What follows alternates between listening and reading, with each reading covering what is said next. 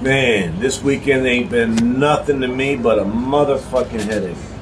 I swear to God, there's not enough aspirin sometimes to cover all this shit I gotta cover with these gig content creators. Sometimes it just fucks me up to no end. It gave me such a fucking headache, I decided to work 7 days straight. It was like, you know what? You're gonna have to come up with your own content. And that's what I do. I ain't gonna know what the fuck I'm talking about unless I go out there and do it, right? Just like the rest of you. You got your opinions, they're all based on what the fuck you do, and you get behind that steering wheel, turn on that app, see the bangers and the unicorns, and then you see the shit that makes you want to just fucking come out of your own skin. It's so bad. Sometimes you gotta do what you gotta do, man. Bills are like, I don't give a fuck what the payout was. You either pay us, or we're turning your shit off. That's the real. So here I am watching all these fucking videos. I like to get caught up before I do anything here on this here channel. Get caught up and go, my opinions, I'm a knee-jerk reaction kind of guy. I react to what I see. I react to what I hear. I don't attack anybody because I don't like what they look like, what they sound like, where they live, what they drive, how they dress, the political views. None of that shit matters to me. My knee-jerk reaction comes when something hits me. It's like, that's some bullshit, or that shit's good. That's what I do. So I'm watching all this shit go down with this fucking gig con #1. I got one fucking comment out of 137 comments that said, you jealous of Pedro. I thought, I gotta cover that part in the video. I finally got back to him and said what I said. It's been a couple of days, but I'll share something else I didn't share with him with you guys. You know, I did not realize that you had to pay to go to GigCon. I had no fucking clue. Do you know that Pedro's actually sucking a bunch of dick right now, getting people on YouTube that don't even like him and saying, oh, we'd like to meet you. I didn't realize you had to buy a ticket for that. You guys really going to that? You gotta buy a ticket? You can see him for free on you. You wanna go see him in person. You wanna get that still shot, that picture for your YouTube channel. Oh my God. Oh my God. And that brings me to part 2 of this point. The rideshare hustler. Dude, I ain't got no problem with you whatsoever and or ever. But I've been watching that last one you made 17 hours ago. I didn't even know about that until this first one I saw today. You did a live. And that live, I thought that live was on point, man. That shit was good. I liked that.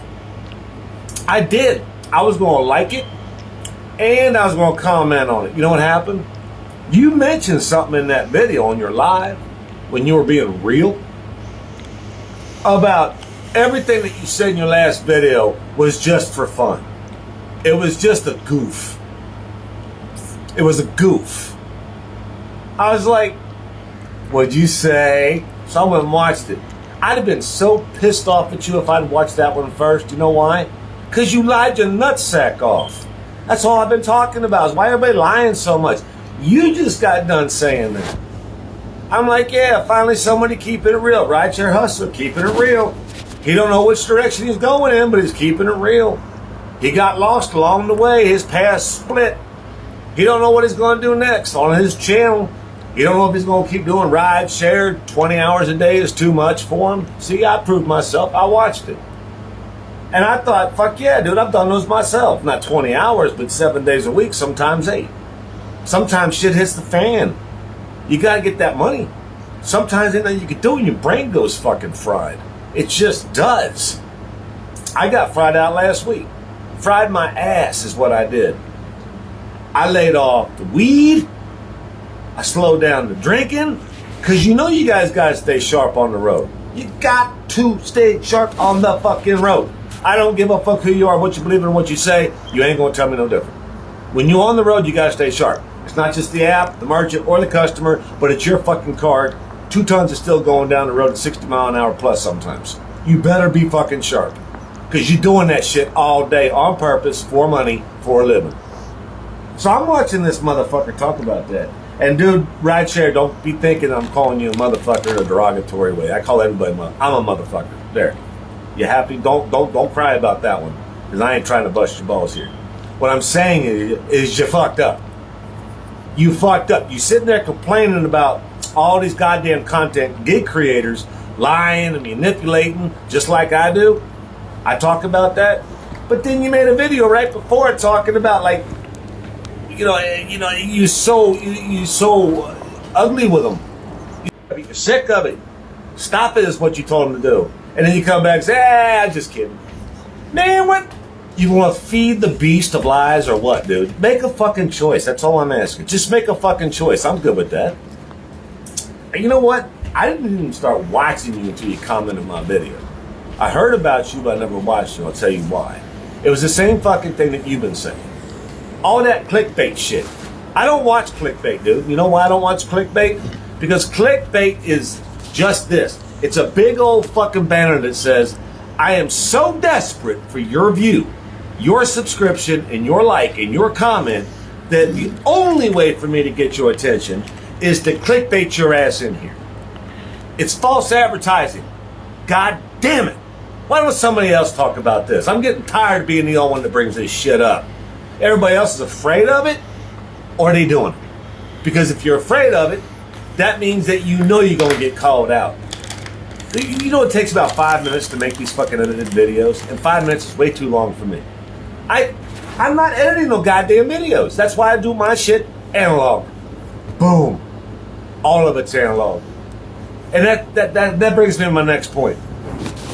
I brought up some facts about this fucking app being glitchy as fuck last summer. Now look at it, still fucking doing it. I brought up the fact that Flex was an asshole. He's a liar and manipulator. He's too good for everybody unless they agree with him. I brought that up how many times? Pedro, same fucking thing. Same fucking thing. Now you may say Pedro gets all the views. He's got money, he's banking. No, fuck you. He ain't. If he was banking that fucking hard, he wouldn't be messing with YouTube. Calm down. Calm down. If he was a rich motherfucker guy and he didn't have any fucking financial issues, he would not be on this here fucking website. Y'all said it yourself. YouTube don't pay that fucking much unless you win the millions of views. So who's playing who here? My knee-jerk reaction is about to snap. You can't fucking lie to people on a regular basis and expect everybody just to buy tickets to your fucking circus. Now, I know there's a few people in this community that are talking about going to the circus. Again, I'll say it. They go and get still shots. They go and get a handshake and a "Hey, bro, love you" post, or "Hey, Pedro, hey, Rideshare Rodeo for the win," and all that kind of stuff. I'm like, are you fucking serious, right? You fucking sausage junkies. All of you guys are doing the same fucking thing, and then you complain about changing your channel to some other content, doing something else, Pedro getting deactivated on fucking AdSense and all this other shit. And meanwhile, we still got the same fucking problems, don't we? What is that problem? That problem is the apps. Specifically the DoorDash app at this point in time. Again, what are we dealing with? I just made a fucking post. It wasn't a video, but it was a post. It was one of those fucking where you can talk about a screenshot posts. And I've seen it since last fall. The way that DoorDash keeps on asking you to check for the contents. The way that DoorDash keeps on saying check for the drinks when there ain't no drinks. I was asking that question for a reason. I want to know if anybody else saw it. You notice I didn't come out and say, this is happening to everybody. I don't know if it's happening to everybody. I don't know everybody's fucking market. What I'm saying is, does anybody else see this? I want to know if I'm losing my fucking mind, if it's my fucking Android phone. Maybe Apple phone doesn't do it. I don't know. But it's ridiculous that the fucking app keeps on doing this to us, isn't it? When you got to think about what to do, even as a good seasoned driver, when the app asks you a question like, push notification pops up, what does it say? Make sure the drinks are included. Whatever the fuck that says. You guys know what I'm talking about. And then you say, okay. And then it goes to, the pickup part to where it tells you the items and all that. It's like, and then it says drink highlighted in whatever color your phone's showing it in. Mine's like a really pretty blue. Drink. What does it say underneath that? No, thank you. Drink. No, thank you. I'm like, wait, whoa. You mean the code writers fucked it up? Because the code writers, all as they see is the question from the merchant. Do you want a drink? Drink is highlighted. So they say, don't forget the drinks. Now, what the fuck are you supposed to do as a new driver? Are you supposed to walk in there and argue with the merchant? And then call the customer and then call Dasher support saying, something's wrong, I don't want to screw this order up. I'm talking about new Dashers here. You know they're doing it. I'm like, how much time is that going to take? What if, for example number one, what if the customer is unresponsive? Oh, that never happens. What if the customer's unresponsive? You don't know what the fuck to do. You don't want to drop that order off. It says leave at door. Sounds good. But then they show up. They open the fucking door and take it from you. Well, where's the drink? The app said there ain't no drink. Well, contract violation possibility right there. Number one.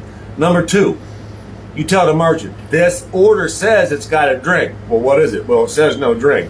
I was like, I don't know what to do. So you call Dasher support. What are they going to tell you to do? Look like it's complete. Go ahead and finish order, please. I'm like, then why does it say it in the app?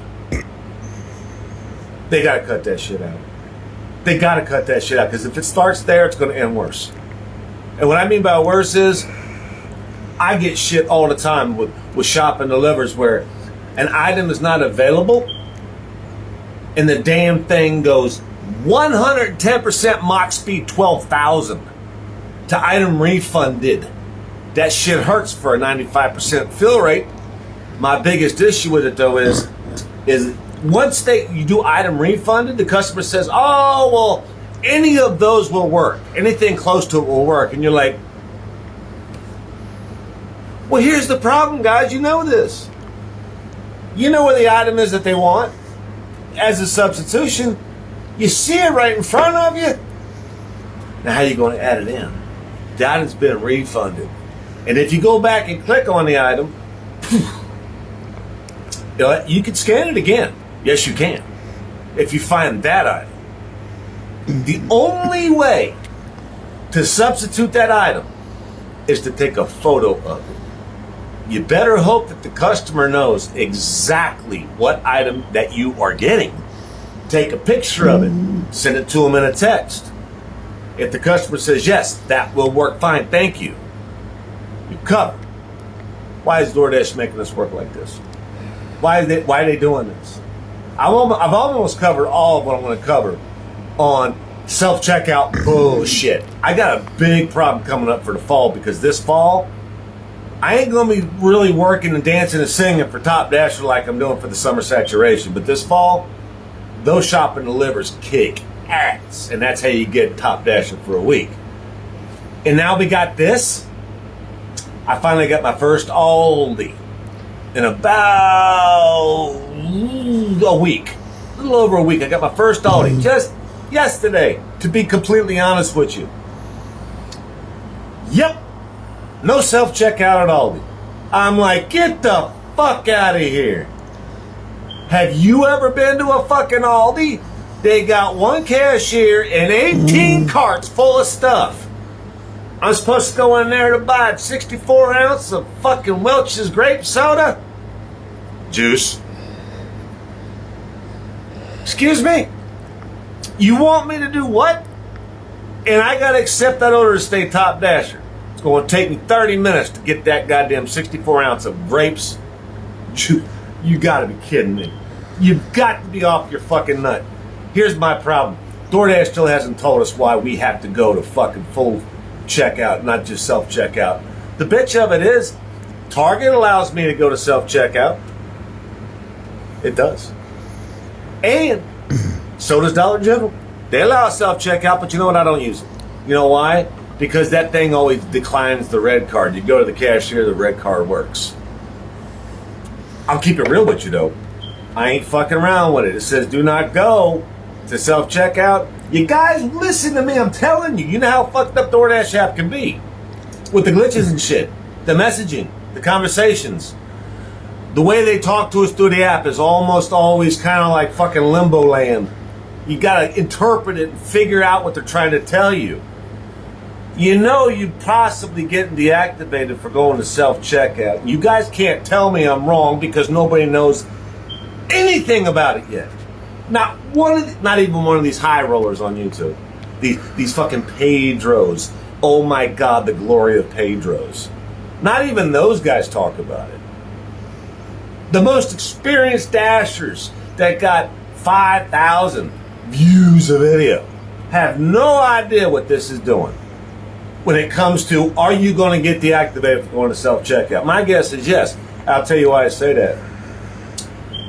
What the hell store was it? That was ching ching ching ching. I'll get this right. Hold on a second. Wait for it. I don't edit videos. Wait for it. You're gonna have to wait for it. Aldi. Fuck me. It was Aldi. It was Aldi. I always throw a little shit back and forth with the cashiers. Have a little bit of fun. You know, just keep things lighthearted. You know, they get to know me. So that way when I come back, they give me a little bit better service. You know what I'm saying? Get to know your merchants a little bit. It's good business, I'm telling you. It speeds things up. So I brought that up to her. I said, yeah, we can't use self-check. I felt stupid as fuck standing in that line. I did. I felt stupid as fuck. I had 2 items at Aldi. They got 3 fucking self-checkouts wide open. Nobody in them. The store was slow.